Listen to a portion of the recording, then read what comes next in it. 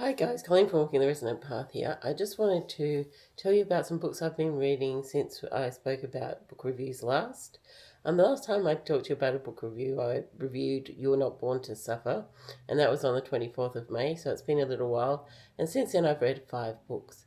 So I just wanted to tell you about those 5 books that I've read. So as always, I'll read the blurbs of them and then tell you what I thought of them. So the first one is The Book of Guinevere by Andrea Hopkins. There you go.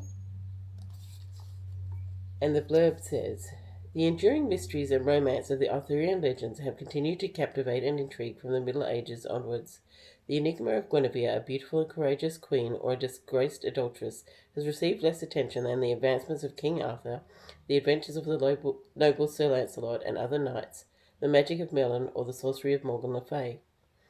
While the true location of Camelot and the power and influence of the Round Table has been studied and speculated upon intensely for centuries, the real Guinevere has remained more elusive. A key figure in the life of Camelot, this remarkable woman is seen variously as a scholar, seductress, warrior, and gentle beauty by the countless artists and writers who have depicted her. Who then was Guinevere?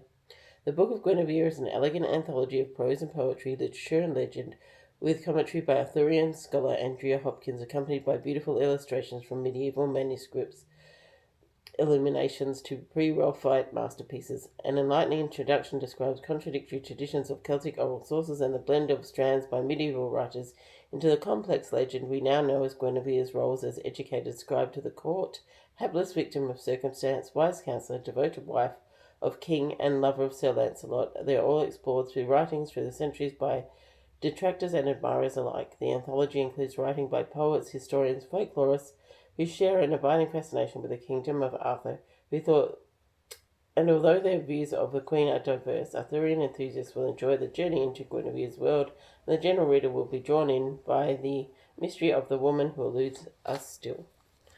Now, I thought this was going to be really good by that description. Sadly, I was disappointed. I mean, what I really liked was the art. There was a lot of nice art in here. Sort of really lovely art pieces. And I also like some of the poetry in here on Guinevere.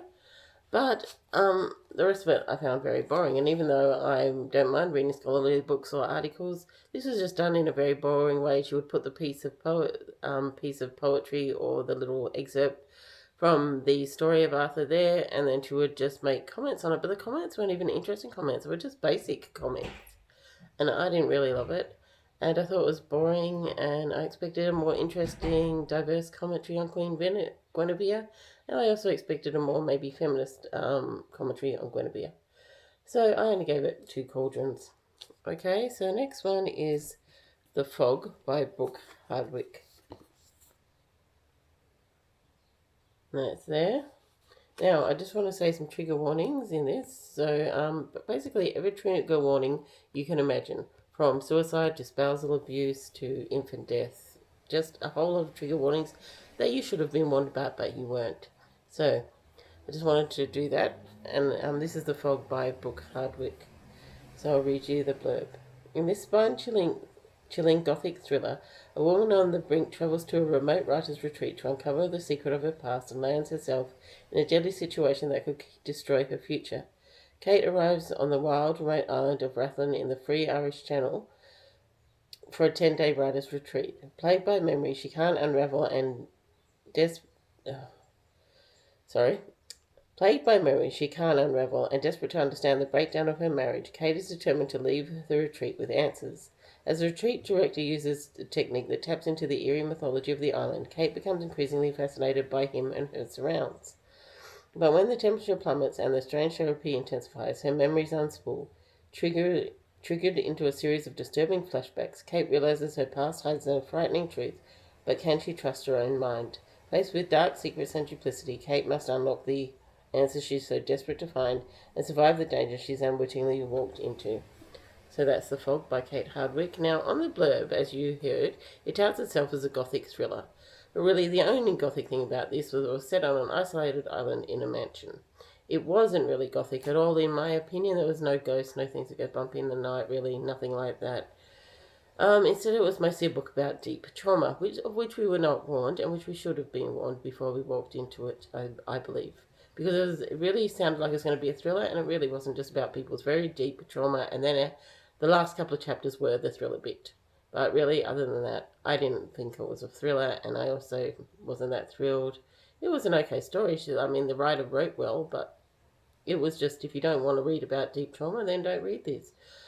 Because, there was a lot of abuse, as I say, suicide, death, grief, infant death, drugs. Pick a topic of trauma and you will read about it in here. So I was disappointed that it wasn't the thriller I thought I was going into, but it was well written and the characters were, I liked the characters. So I gave it 3 cauldrons anyway, but it was okay, but it's not what I thought I was walking into. And I do think people need to be warned what they're walking into. So that was The Fog by Brooke Hardwick, and 3 cauldrons. And so next I read Slewfoot by Brom. Yep, Slewfoot by Brom. And I will read you the blurb and tell you what I thought of it. So, here we go. Set in colonial New England, Slewfoot is a tale of magic and mystery, of triumph and terror, from acclaimed author and artist Brom. An ancient spirit awakens in the dark wood. The wild folks call him Father, Slayer, Protector. The colonists call him Slewfoot, Demon, Devil. To Abatha, a recently widowed outcast, alone and vulnerable in her pious village, he is the only one she can turn to for help. Together they ignite a battle between pagan and Puritan, one that threatens to destroy the entire village, leaving nothing but ashes and bloodshed in its wake. Now, what I did like in this, I loved in this, was the artwork by Brom. Brom has his own artwork. It's so beautiful in here. So I did like that. It was a well-written story, I thought, of female persecution and vengeance, and I really enjoyed the parts of the novel in which Abatha, who is our protagonist, story is told. I also like the relationship between her and Samson, who's the one they call Slewfoot. So I really like the relationship between them and their combined narrative. The problem I had with this was the other forest animals with children's faces. They were the little familiars, and they were had children's faces. Like there was a crow and a fish and I can't remember what the other one was, but a little otter or something with children's faces. And honestly, to me, that lessened the intensity of the book, and I found those bits where they were in it quite ridiculous, and I thought that just spoiled the book a bit. But overall, I really liked the book, and I really liked the story, and I gave it I gave it 4 cauldrons. So that's Slewfoot by Brom, 4 cauldrons. Okay, the next one I read was Brujera. This one, Brujera, The Ultimate Guide to Folk Magic and Witchcraft in Latin America by Maria Silva. So I'll read you the blurb and then tell you what I thought of it. So that's there. Have you ever wondered what Brujera, witchcraft, is? Do you feel a sense or a specific calling that you are unsure what it is? Do you stop yourself from exploring because you do not know where to begin? If yes, this book is for you. Within these pages, you will learn practical applications of rituals to help you with protection, learn how to boost your prosperity using Brujera, discover the secrets to bringing love into your life, learn what Brujera is like in modern times, discover the most basic plant herbs you can work with, learn what it means to practice Brujera in everyday life, discover the connections between yourself, your spirit guide, and your ancestors, learn how to divine secrets from the past, present, and future using the 4 classical elements, discover how you can gain insight from working with your dreams, receive hands-on methods and techniques on practicing Brujera, just like the pros, learn about the divine figures that matter the most regarding Brujera, discover how to get rid of obstacles to success so you can finally sail through and accomplish your goals, learn the importance of cleansing of various cleansing methods you can use to get your energy moving freely again, find out why you should practice banishing spells and when it's appropriate, fall in love with candles and learn how their magic can help you and your client, and understand the expectations within the relationship between a bruja, a witch, and the client. So with this book as your starting point, you'll disappear and discover the manaseers, limpias, and everything in between. By the time you finish this book, you will have more courage to answer the call from Brujera because you will not be flying blind.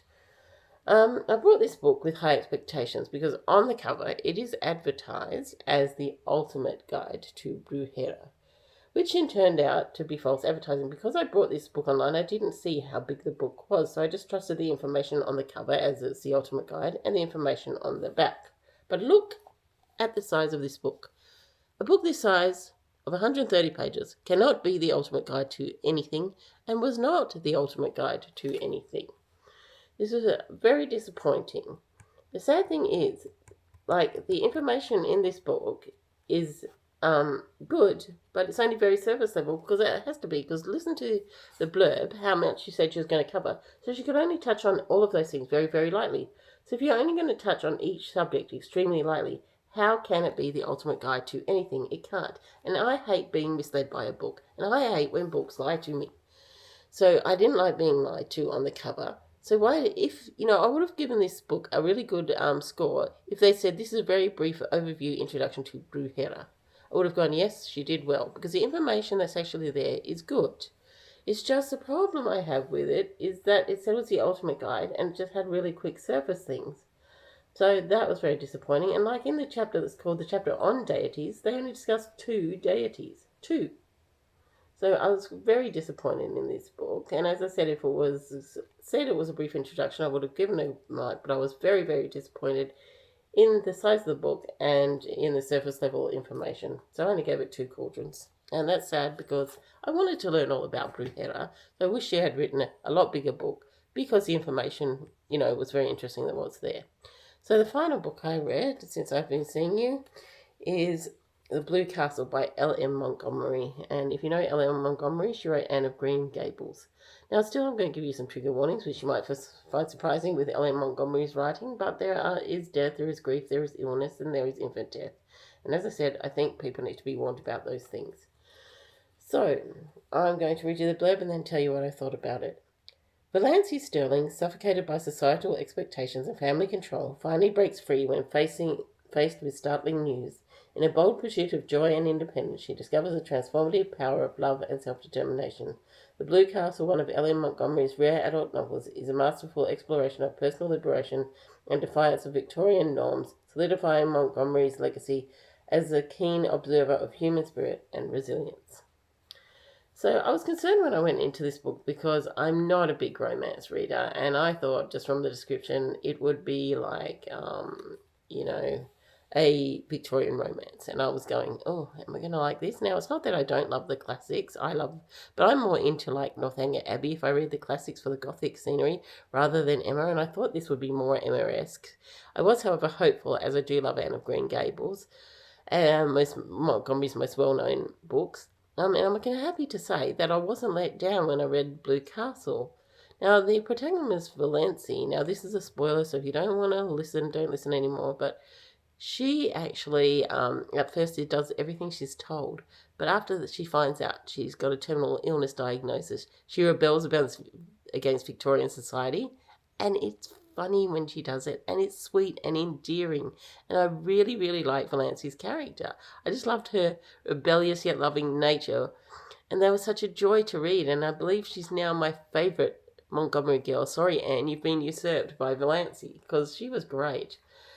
This novel made me both laugh and cry, and the hard moments were handled with immaculate sensitivity, I thought. Absolute immaculate sensitivity. The only criticism I have is that, although I liked some of the romance was nice, I'm not, as I say, a huge straight romance reader, but some of the romance is nice, but some of it left me not liking the romance guy who was Barney Snaith. Some of it left me not liking him or his personality, but overall, this was an absolutely delightful, sweet, funny, moving read, and I would definitely recommend The Blue Castle by L.M. Montgomery, and I gave it 4.5 cauldrons. Well, I just wanted to catch you up on what I've been reading, and at the moment I am reading 2 books. I'm reading The Hollow Sea, and I'm reading By Oak, Ash and Thorn by DJ Conway. But that's caught you up with my reading, and I'll see you again next time. I hope you have a glorious day and do whatever resonates with your soul. Bye now.